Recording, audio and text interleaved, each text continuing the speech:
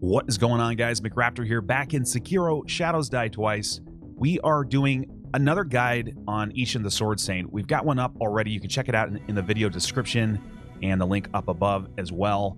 That guide should give you all the information that you need, but this one, we're going to go in a little more in-depth. Some people are still struggling to get this boss down, even with some of the tips that we gave in the last video, although a lot of people did tell us that they were able to beat it with the strategies that we outlined. But we're going to go a little bit more in-depth on this fight in this video. So if you've checked out the other one and you're still struggling, this is, I think, going to help you, finally.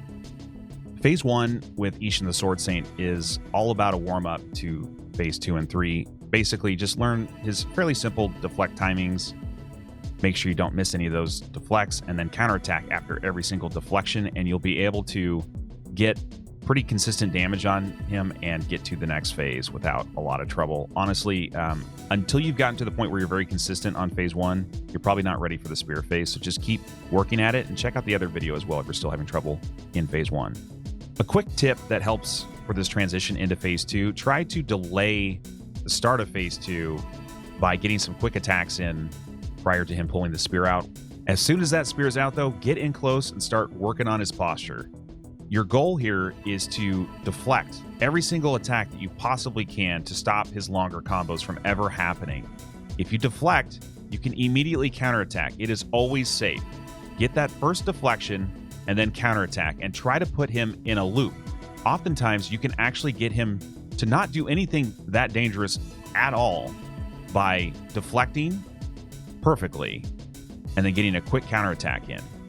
Anytime Isshin does a step back, immediately close the gap and get in close. If he does the gun attack, you can easily get some counterattacks in. You can also optionally deflect all of the gunshots, and he'll usually do a thrust attack that you can Makiri counter.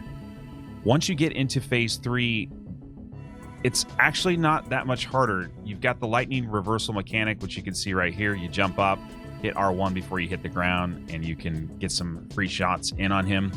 If you don't like doing the lightning reversal or you're having trouble closing the gap after it, that's okay. You can actually dodge and to the left, and you'll be very safe, and you can still get some quick damage in, so you don't have to do it, but it can speed the fight up depending on what's going on. As you can see, it does a lot of damage to his posture, plus it gives you some extra time to close the gap and get some extra free hits in, so it's not a bad thing.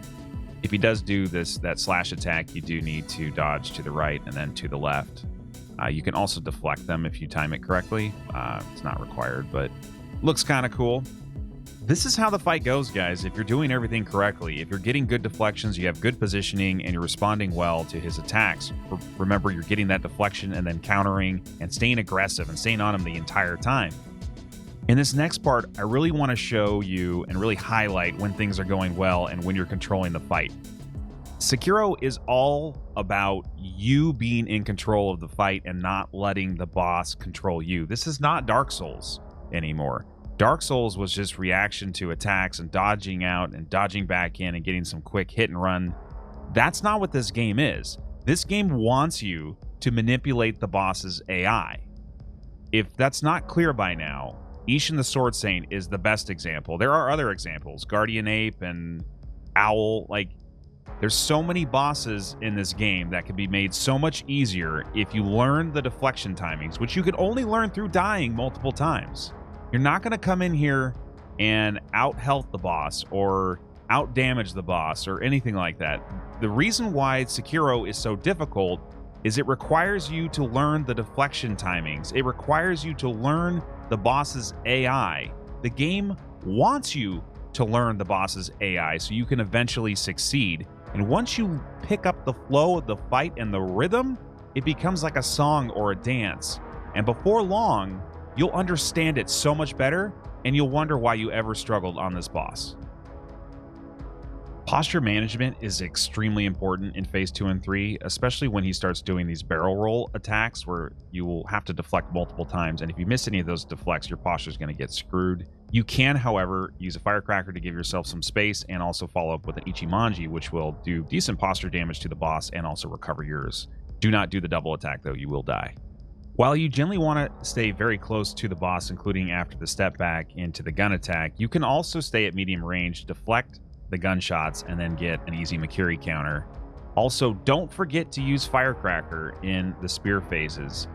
Whichever one you're having more trouble dealing with at the time, that's where I would prioritize the firecrackers. As you can see at medium range here, it's not always bad either. You get a lot of thrust attacks that end up resulting in an easy Makiri counter.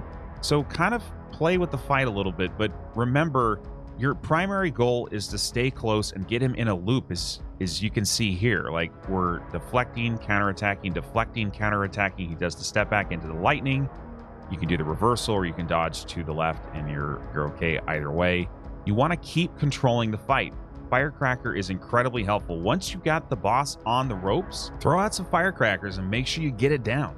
All right, this is the last time I'm going to say get those deflect timings down, maintain that close positioning, and control the tempo of the fight. But if you take out all of the extra stuff, that's what this fight boils down to. You got to hit those deflects.